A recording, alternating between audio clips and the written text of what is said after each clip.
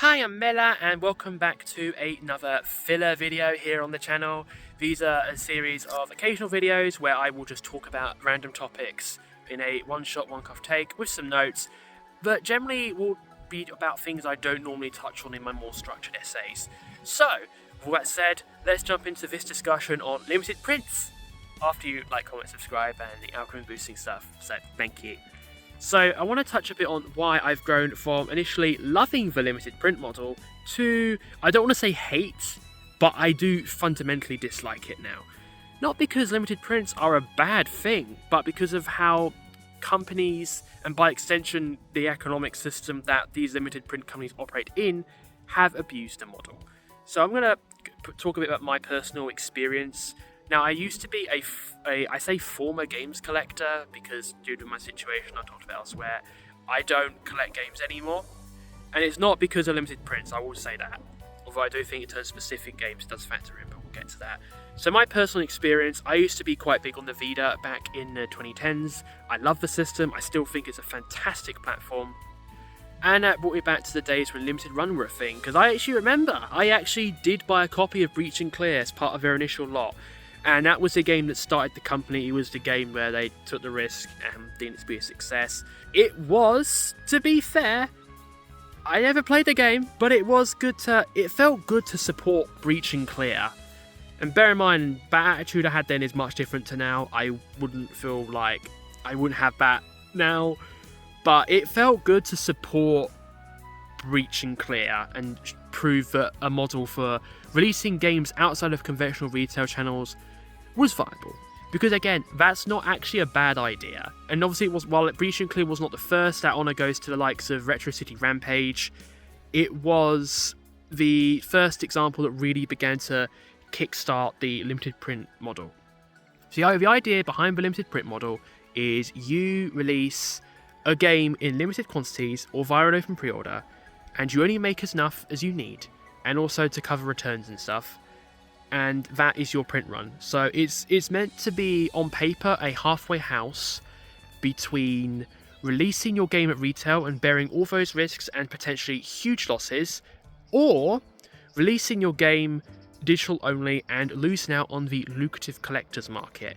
Now, when it comes to video games, especially since the 2010s, you had a lot of companies release limited editions. For niche Japanese games, you have companies like NICE America and Idea Factory who practically built their Western operations around these limited editions. They are normalized. So the limited print company model was a natural extension of that. In many ways, it was bringing limited editions to the games themselves. And if you're a small indie dev whose game would not survive at retail, it's a great model. And that's why I liked it. To be able to bring these niche games by indies and also certain Japanese games like visual novels to retail is fantastic. There's something special about having a game physical at retail as an indie developer. And that is the good thing about limited prints. Because you could let an indie dev experience that magic, and that is so cool. And that's what physical prints should be for. Allowing that as an access barrier. It is fundamentally removing a barrier to entry for releasing your games. And that in many ways is what it should have been. But then of course you have the current situation where over time larger companies have started abusing the model with companies like LRG to pretty much take the risk off them from retail to these smaller, limited print companies, and turning what should be a retail release, or even an import exclusive, into if you don't order the game now, you're fucked.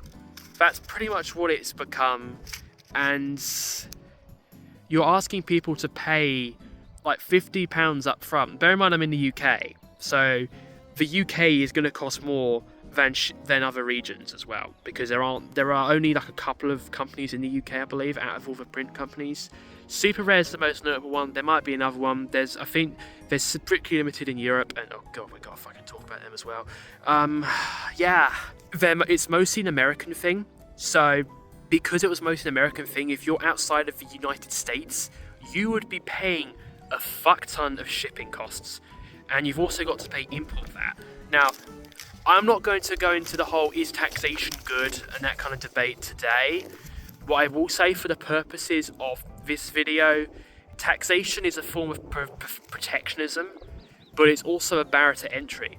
Because it's really weird when you put it like that, for protectionism, because its logic is like, it's meant to encourage companies to release their games at retail in the regions, but that's not viable for a lot of these small limited print games, or to these specific games, but it became a massive barrier to importing, which is why even companies like Limited Run, most of their audience is based in the Americas, or the USA at least. It's actually gatekeeping physical games, because if you can't easily import, you are not getting these games. You will have to miss out, you will have to lose money, you will not be able to collect as much, you have your choices taken away from you.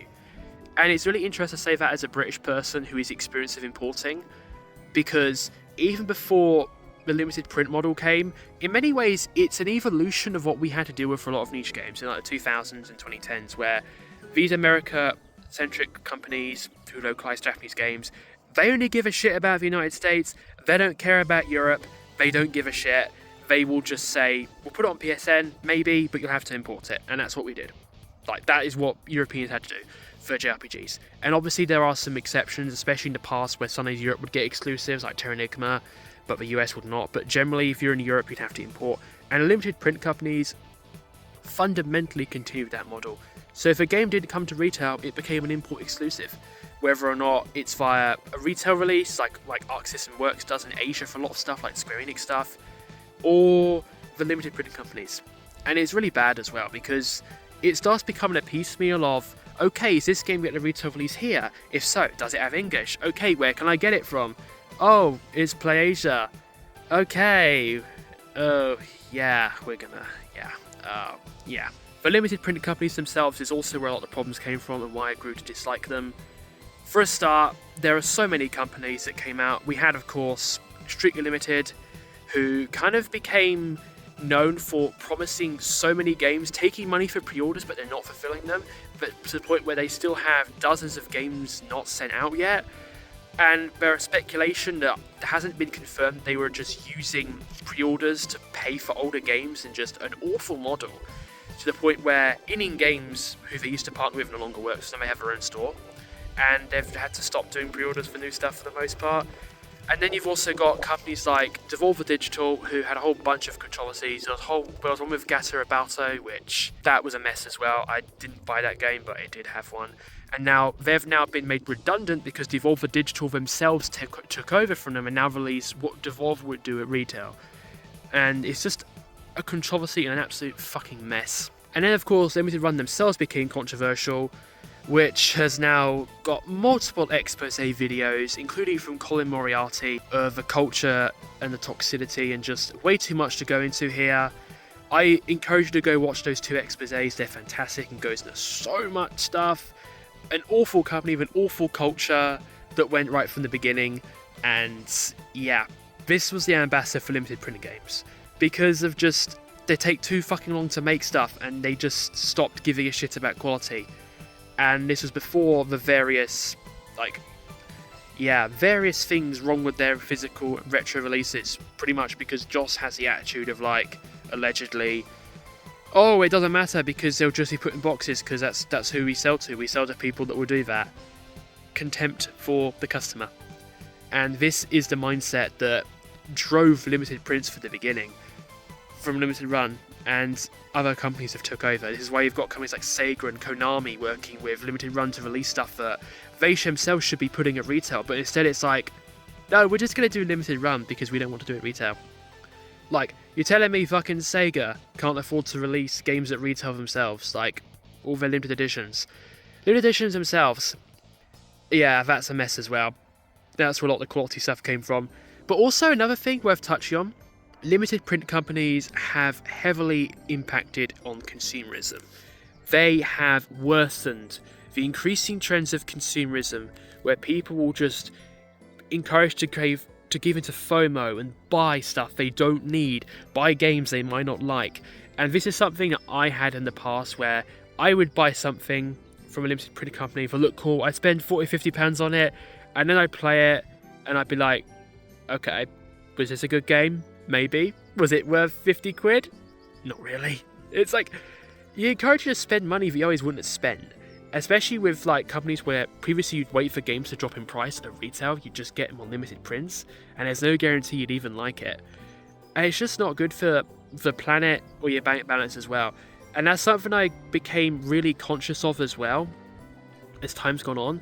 And I don't think that a lot of mainstream collector culture doesn't touch on like sustainability and the impact of game collecting on the planet as much. So this perspective I have now is a bit more of a minority take.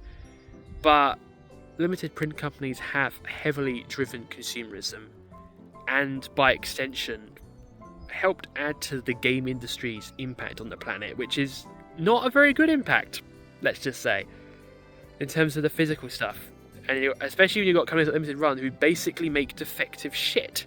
And they are an outlier in terms of that, because I know a few other companies do limited print stuff, but it's really bad. And for me, as somebody who likes games, who wants to play games, oh, the sun coming out now, who just wants to play games, I'm fucking tired of it.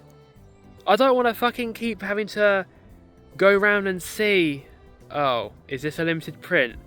Oh, is this an import exclusive? Oh, is it by Limited Run? Oh. It takes the fun out of collecting. It even takes the fun out of games, and it makes you wonder in many ways, limited print run, has the model been taken advantage of to push an all digital future? Because if you put it as limited print exclusive stuff, you're encouraging people to buy it digitally if they want to play it straight away.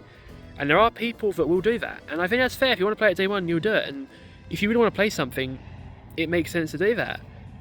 But would you double dip for physical? And there are people that will skip out on games they really want to play because the physical release is limited print, or they'll only get it digitally and not get the physical. And I think that's actually quite fair for people to do that, because the model itself has become representative of some of the worst aspects of the games industry, especially with all the recent limited run exposés and the general just oversaturation of print runs and limited editions that are like $200 via limited print companies, and all these unfulfilled pre-orders. Oh, and I didn't even touch on all the fucking scams that have come out. Oh god, what's it? Is it First Press Games? They're a fucking mess as well. They got dibs for Chained Echoes because the person who had the game apparently didn't do his due diligence or didn't give a shit, and now if you ordered Chained Echoes from First Press, you're probably not going to get it.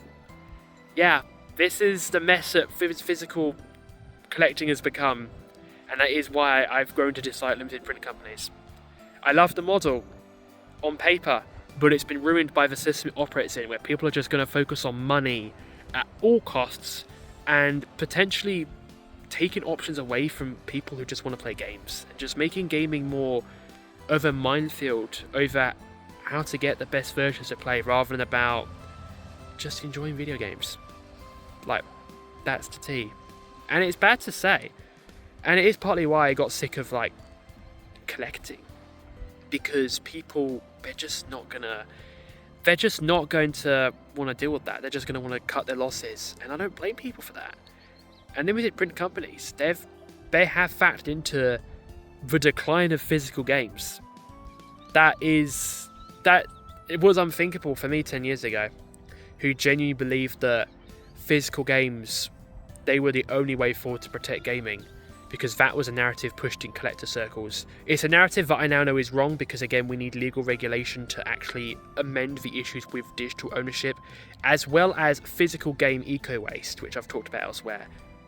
It just amazes me, and I think a lot of collectors, especially people in older demographics who aren't in tune on climate and environmental issues especially, they aren't quite aware of that yet.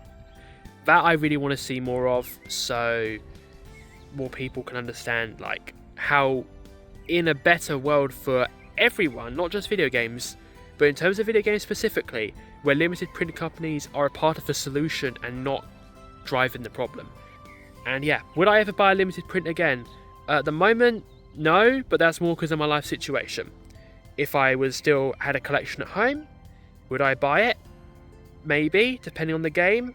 But if it's something like limited run, I would wait until other retailers stock it first, and that's what I would suggest people do if you are going to support the limited print model. Wait for a third-party retailer like Video Games Plus to have it, or get it secondhand if you want to. May even get it used if you really don't want to support the developer, and there are some companies that are a little controversial and you may not want to support, even if you can easily get them. Yeah, but also, let me know your thoughts on limited prints. I've talked a lot about this stuff now, so I'm going to wrap it up here. What are your thoughts on limited prints? Are they now the problem rather than a solution? Please let me know. Thank you, everybody. Please like, comment, subscribe. Consider becoming a channel member if you can afford to and want to do so. Thank you, everybody. Have a lovely day. Bye bye.